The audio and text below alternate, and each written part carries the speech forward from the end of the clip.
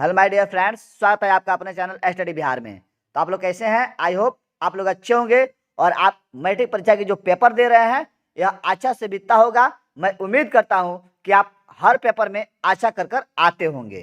तो आज मैं विज्ञान से किस प्रकार से दीर्घोत्तरीय और लघुत्तरीय क्वेश्चन पूछे जाएंगे उसको मैं बताऊंगा, और किस बुक से फिजिक्स हो, जीव विज्ञान हो या रसायन विज्ञान हो, किससे कितना क्वेश्चन पूछा जाएगा और कितना का जवाब देना होगा, फुल सिलेबस बताऊंगा। इसलिए वीडियो को अंत तक देखिएगा। और मैं ये भी क्वेश्चन बताऊंगा कि आज जो पेपर होगा इसमें कौन कौन से क्वेश्चन पूछे जाएंगे। तो आपसे प्रत्येक लघुत्तरीय प्रश्न जो पूछा जाएगा 2 अंक का होगा, और प्रत्येक दीर्घोत्तरीय क्वेश्चन जो पूछा जाएगा जीव विज्ञान और रसायन विज्ञान से जो पूछा जाएगा तो वह 5 अंक का होगा, और भौतिक विज्ञान से जो दीर्घोत्तरीय क्वेश्चन पूछा जाएगा वह 6 अंक का होगा। उसके बाद आपसे रसायन विज्ञान से 8 लघुत्तरीय क्वेश्चन दिए जाएंगे, उसमें से आपको 4 का उत्तर देना है। उसी प्रकार भौतिक विज्ञान से भी 8 लघुत्तरीय प्रश्न दिए जाएंगे, उसमें से 4 का उत्तर देना है। उसके बाद जीव विज्ञान से भी आपको 8 क्वेश्चन दिया जाएगा, उसमें से 4 क्वेश्चन का आपको जवाब देना है।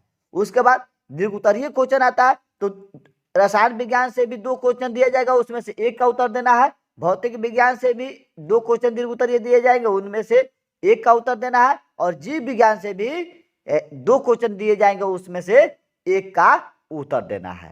तो आप भौतिक विज्ञान 6 अंक का होता है, इस पर विशेष ध्यान देना है और दीर्घोत्तरीय क्वेश्चन पर विशेष फोकस करना है आपको। अब हम लोग देखेंगे कि कौन कौन से क्वेश्चन जीव विज्ञान से और भौतिक विज्ञान और रसायन विज्ञान से क्वेश्चन इंपोर्टेंट है। अब आपको पहला क्वेश्चन इंपोर्टेंट मैं बता रहा हूं कि उत्सर्जन की परिभाषा लिखिए। उत्सर्जन के 2 अंग, प्रमुख अंगों के नाम लिखिए और 2 उत्सर्जित पदार्थों के नाम लिखिए। यह क्वेश्चन आप रट जाइएगा। उसके बाद दूसरा क्वेश्चन इंपोर्टेंट है, यह क्या है? जीव विज्ञान का क्वेश्चन है। जीव विज्ञान से भी 5 क्वेश्चन पूछा जाता है, 4 गो मतलब 4 गो लघुत्तरीय, 1 दीर्घोत्तरीय, तो इस पर भी ध्यान देना है। और दूसरा क्वेश्चन क्या है? हमारे आमाशय में अम्ल की क्या भूमिका है, तो इस क्वेश्चन को भी आप रट कर जाइएगा। उसके बाद तीसरा क्वेश्चन क्या है? हरे पौधे को उत्पादक क्यों कहते हैं, इस क्वेश्चन को भी क्या कीजिएगा? रट कर जाइएगा। केवल बिल्कुल अपने भाषा में मैं उत्तर बनाया हूं, इसको आराम से पढ़ लीजिएगा तो याद हो जाएगा। उसके बाद चौथा क्वेश्चन क्या करें? पादप हार्मोन किसे कहते हैं? 4 पादप हार्मोन के नाम लिखिए। उसका 5वां क्वेश्चन जीव मंडल किसे कहते हैं, तो इस क्वेश्चन को आप रट कर जाइएगा। उसके बाद छठा क्वेश्चन क्या करें? लिंग गुण सूत्र क्या है, तो इसको रट कर जाइएगा। 7वां क्वेश्चन क्या है? हमें वन एवं वन जीवों का संरक्षण क्यों करना चाहिए।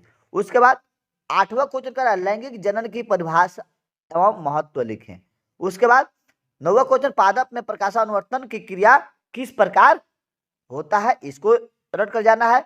10वां क्वेश्चन क्या करें? पोषण क्या है, इसके विभिन्न चरण कौन कौन से है, इसको भी रट कर जाइएगा। उसके बाद 11 नंबर क्वेश्चन क्या करें? आहार श्रृंखला से आप क्या समझते हैं, या पोषी स्तर क्या है, एक आहार श्रृंखला द्वारा समझाइए। तो आहार श्रृंखला से आपको ऑब्जेक्टिव क्वेश्चन दे देगा, इसी में से एक रहेगा, इसको याद रखिएगा। श्रृंखला या क्रमबद्ध श्रृंखला होता है, तो ये भी क्वेश्चन आपको रट कर जाना है। 12 नंबर क्वेश्चन क्या करें? प्रतिवर्ती क्रिया और प्रतिवर्ती चाप में अंतर लिखना है, तो ये भी क्वेश्चन अच्छा है, इसको भी रट कर जाना है। 13 नंबर का है? समभोजी से आप क्या समझते हैं, मतलब सुअर जो गांदा खाता है उसी को समभोजी कहते हैं, तो इसको भी रट कर जाना है। उसका 14 नंबर क्वेश्चन क्या है? गर्भ निरोधक गोलियों के बारे में बताएं, इसको भी रट कर जाना है। उसका 15 नंबर क्वेश्चन क्या करें? पाचक एंजाइमों का क्या कार्य है, तो इसको आपको रट कर जाना है। इतना लघुत्तरीय क्वेश्चन को आपको रट कर जाना है। उसके बाद दीर्घोत्तरीय क्वेश्चन जीव विज्ञान से क्या पूछा जाएगा? मनुष्य के आहार नाल का स्वच्छ नामांकित चित्र बनाइए, इसको भी रट कर जाना है। दूसरा क्वेश्चन क्या है? वृक्ष का नामांकित चित्र बनाकर वर्णन कीजिए। उसका पुष्प के अनुदैर्ध्य कार्ड का भी नामांकित चित्र बनाने के लिए दे देता है, ये भी इंपॉर्टेंट है। तो यह 3 क्वेश्चन आप रट कर जाइएगा। उसके बाद भौतिक विज्ञान से लघुत्तरीय क्वेश्चन कैसे पूछा जाएगा? भू संपर्क तार क्या है, इसका क्या कार्य है, इसको रट कर जाना है। उसके बाद विद्युत मोटर का सिद्धांत क्या है, इसको भी रट कर जाना है, दूसरा का हो गया। तीसरा क्वेश्चन क्या है?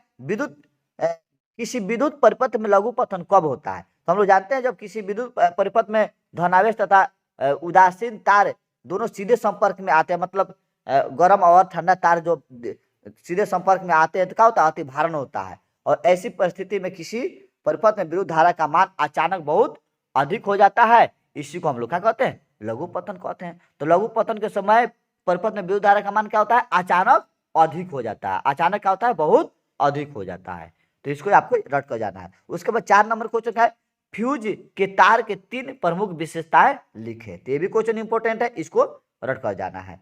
उसके बाद 5वां क्वेश्चन क्या करें, विद्युत बल्ब में निष्क्रिय गैस क्यों भर जाती है, तो इस क्वेश्चन को रट कर जाना है। 6ठा क्वेश्चन कर नाभिकीय संलयन क्या है, तो इसको रट कर जाना है। उसके बाद 7वां क्वेश्चन कर रहा है, किसी अंतरिक्ष यात्री को आकाश नीले की अपेक्षा काला क्यों प्रतीत होता है, तो इसको रट कर जाना है। उसके बाद 8 नंबर क्वेश्चन क्या कर रहा है, उत्तल लेंस को अभिसारी लेंस क्यों कहा जाता है। और 9वां में क्या कर रहा है, अवतल लेंस को अपसारी लेंस क्यों कहते हैं। तो ऑब्जेक्टिव में ही पूछ देता है, उत्तल को अभिसारी और अवतल को अपसारी कहते हैं। अब देखिए यहाँ उत्तल है, उत्तल में तंग जटिल शब्द है, तो यहाँ अभिसारी जटिल शब्द आ रहा है भी में। और यहाँ अवतल सीधा है, तो यहाँ अपसारी ये भी सीधा सिंपल सा शब्द है।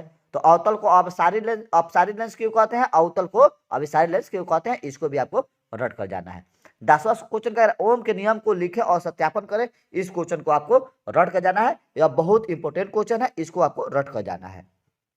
उसके बाद लघुतरीय क्वेश्चन तो यह हो गया। अब दीर्घोत्तरीय क्वेश्चन इससे पूछा जाएगा, चालक अचालक अर्धचालक एवं अतिचालक की सुधारण व्याख्या करें। तो इस क्वेश्चन को आपको रट कर जाना है, यह बहुत इंपॉर्टेंट है। उसके बाद आपको 12 नंबर विद्युत मोटर का नामांकित चित्र मतलब नाम आलेख खींचिए और इसका सिद्धांत तथा कार्य विधि स्पष्ट कीजिए। विद्युत मोटर में विभक्त वलय का क्या महत्व है, इसको आपको रट कर जाना है। अवतल दर्पण में वक्रता त्रिज्या और फोकस दूरी में संबंध स्थापित करें, ये भी रट कर जाना है। उसके बाद श्रेणी क्रम समूहन के लिए समतुल प्रतिरोध के लिए व्यंजक प्राप्त करें, जैसे नहीं हम लोग पढ़ते हैं R बराबर R1 plus R2 plus R3 ऐसे पढ़ते हैं ना, तो इसको रट कर जाना है।